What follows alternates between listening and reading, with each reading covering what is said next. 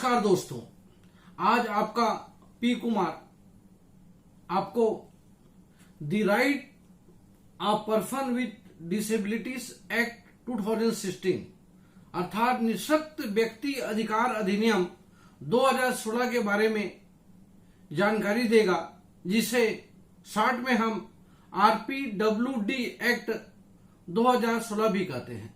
दोस्तों, ये एक्ट 15 जून 2017 को लागू किया गया, जो सामाजिक न्याय और सशक्तिकरण मंत्रालय के अंतर्गत आता है।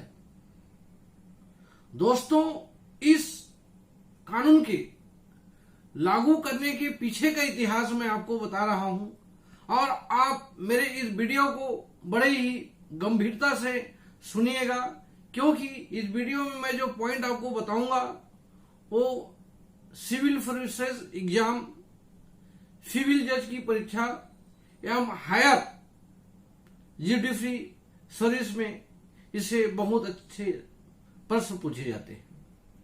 दोस्तों, यूएनसीआर पीडी संयुक्त राष्ट्र समझौता के तहत इस एक्ट को बनाया गया।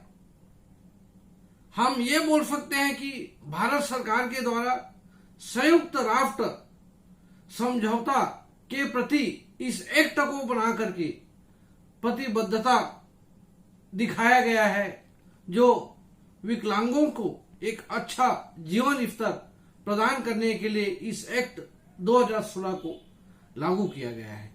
दोस्तों, भारत में सुधा कौल की अध्यक्षता वाली समिति की सिफारिशों पर सामाजिक न्याय एवं अधिकारिता मंत्रालय के तहत तैयार किया गया है।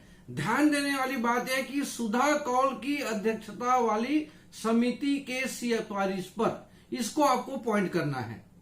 दोस्तों, ये एक्ट पीडब्ल्यूडी एक्ट 1995 का संशोधित रूप है। पीडब्ल्यूडी एक्ट में पहले 7 डिसीज को ही डिसेबिलिटीज की श्रेणी में रखा गया था, लेकिन न्यू एक्ट में टोटल 21 डिसेबिलिटीज शामिल किया गया है, अर्थात 14 नए डिसेबिलिटीज को सूची में रखा गया है। दोस्तों, अब मैं आपको यहां पे ये भी क्लियर कर देना चाहता हूं कि इसमें जो एक्ट के तहत जो आपको बेनिफिट मिलेगा उसमें बेंच मार्क डिसेबिलिटीज। तो बेंच मार्क डिसेबिलिटीज का मतलब होता है 40% या 40% से ऊपर जिनकी डिसेबिलिटीज है, उसी को इस कानून, इस एक्ट 2016 का बेनिफिट मिलेगा। दोस्तों, अब मैं आपको इस एक्ट के महत्वपूर्ण पहलू के बारे में बताने जा रहा हूं। दोस्तों, पहला है दोस्तों, सभी दिव्यांग निश्चित जन व्यक्ति को समान अवसर का अधिकार दिया गया है, अर्थात दिव्यांग निश्चित जन व्यक्तियों को सामान्य व्यक्तियों की तरह हर क्षेत्र में अवसर प्रदान किया गया है। उनके साथ किसी भी तरह से भेदभाव नहीं किया जाएगा। उनकी निःशक्तता के तहत। दूसरा है दोस्तों, अधिकारों के संरक्षण का प्रावधान।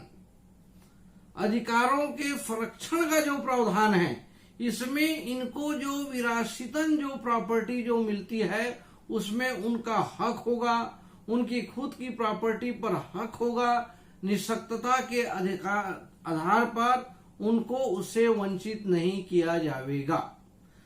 तीसरा है दोस्तों, संपूर्ण सहभागिता का अधिकार। सभी क्षेत्रों में निःशक्त जन व्यक्तियों का सहभागिता होगा। उन्हें निःशक्तता के आधार पर उससे वंचित नहीं किया जा सकता। चौथा है दोस्तों, 6 से 18 वर्ष के आयु वर्ग के बच्चों को निःशुल्क शिक्षा का अधिकार इस कानून के तहत दिया गया है। पांचवा है दोस्तों, बेंच मार्क दिव्यांगों निःशक्त लोगों को सरकारी संस्थाओं में नौकरियों की रिक्तियों में उनको 3% से बढ़ाकर नए एक्ट में 4% आरक्षण दिया गया है। दोस्तों, उच्च शिक्षण संस्थाओं की भर्ती में निःशक्त जनों को इस नए एक्ट के तहत सरकारी संस्थाओं एवं ऐसी उच्च शिक्षण संस्था जो सरकार से सहायता प्राप्त करती है वो 5% सीट दिव्यांगों के लिए खाली रखेंगे। साथ ही साथ उच्च शिक्षण संस्थाओं में उनकी ऊपरी आयु सीमा से 5 वर्ष की आयु सीमा में शिथिलता दी जाएगी। दोस्तों, दिव्यांगों के लिए परिवहन के साधन, स्टेशन, सभी सार्वजनिक भवन, स्कूल, अस्पतालों में दिव्यांगों के सुविधानुसार वहां पे चेंज किया जाएगा। वहां पे उनके सुविधा के अनुरूप व्यवस्था किया जाएगा। इस एक्ट में इसका भी प्रावधान किया गया है। दोस्तों, अब मैं आपको बताना चाहूंगा कि इस एक्ट के तहत जो भी प्रावधान किया गया है, अगर उस प्रावधान का उल्लंघन किया जाता है वह दंडनीय अपराध है, जिसमें 10,000 तक की जुर्माने का प्रावधान किया गया है। अगर उसको दूसरी बार किया जाता है तो 50,000 तक की जुर्माने का प्रावधान किया गया है, जो इस एक्ट की धारा 89 में प्रिस्क्राइब्ड है। अब दोस्तों, मैं आपको धारा 92,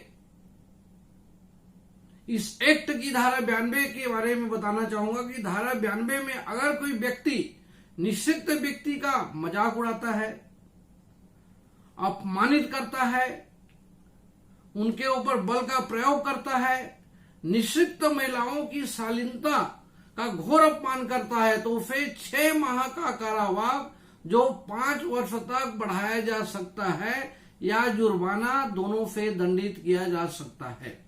दोस्तों, धारा 91 इस एक्ट का यह कहता है कि अगर कोई व्यक्ति कपटपूर्ण बेंचमार्क विकलांगता सर्टिफिकेट हासिल करता है और निःशक्त जनों को जो फायदा प्राप्त होना है उसको प्राप्त करता है या प्राप्त करने का प्रयास करता है, तो ऐसे व्यक्ति को 2 वर्ष की कारावास की सजा और साथ ही साथ 1 लाख के जुर्माने का प्रावधान किया गया है। साथ ही साथ दोनों कारावास या जुर्माना दोनों से दंडित किया जा सकता है। दोस्तों, अब मैं आपको बताऊंगा कि PWD एक्ट 1995 में वो कौन सी 7 डिसेबिलिटीज है जिसको एक्ट में रखा गया था। दोस्तों, पहला डिसेबिलिटीज है दोस्तों मेंटल इलनेस, मानसिक बीमारी। दूसरा है मेंटल रिटार्डेशन, मानसिक मद्दता। तीसरा है लोकोमोटर डिसेबिलिटीज, गामक बाधा माने चलने फिरने में तकलीफ। हियरिंग इम्पेयरमेंट, श्रवण बाधित माने या तो सुनाई नहीं देना या बिल्कुल सुनाई देना। लेप्रोसी क्योर्ड अर्थात निवारण योग्य कुष्ठ रोग। लो विजन, अल्प दृष्टि, कम दिखाई देना। ब्लाइंडनेस माने अंधापन। 7 डिसेबिलिटी जोड़ा गया था दोस्तों। और 2016 की एक्ट में 14 डिसेबिलिटीज और बढ़ाया गया है, जिसमें मेन डिसेबिलिटीज का नाम मैं आपको बता रहा हूं। पहला है दोस्तों ड्वार्फिज्म माने बौनापन को भी 2016 के एक्ट में जोड़ा गया है। Cerebral palsy, specific learning disabilities, speech and language disabilities, thalassaemia, haemophilia and acid attack victim and Parkinson disease. दोस्तों टोटल 21 डिसेबिलिटीज इस नए एक्ट 2016 में जोड़ा गया है। भविष्य में जब मैं और वीडियो बनाऊंगा तो ये टोटल 21 डिसेबिलिटीज के बारे में मैं आपको डिटेल जानकारी दूंगा, जैसे मेडिकल साइंस ने इसका ओपिनियन दिया है। तो दोस्तों जो फिविजर की परीक्षा की तैयारी कर रहे हैं उनके लिए मेन बात यह इसमें कि पहले पुराने एक्ट में 60 डिसेबिलिटीज था, अभी टोटल 21 डिसेबिलिटीज है। और ये एक्ट जो है आपका सामाजिक न्याय और सशक्तिकरण मंत्रालय के अंतर्गत में आता है, इस बात को आपको ध्यान देना है। दूसरा, सुधा कौल की अध्यक्षता वाली सिफारिश के तहत इस एक्ट का निर्माण हुआ है दोस्तों। और साथ ही साथ न्यू एक्ट में मेन इंपॉर्टेंट बात है जिसमें जोड़ा गया है ब्लड रिलेटेड डिसेबिलिटी, थैलेसीमिया को आपको याद रखना है, हेमोफीलिया को याद रखना है, एसिड अटैक को याद रखना है एंड पार्किंसन डिसीज को याद रखना है। इसको परीक्षा में पूछा जा सकता है दोस्तों अब आपका पी कुमार आपसे रिक्वेस्ट करता है कि अगर आपने मेरे चैनल को अभी तक सब्सक्राइब नहीं किया है तो आप सब्सक्राइब करें, शेयर करें, लाइक करें। जय हिंद दोस्तों।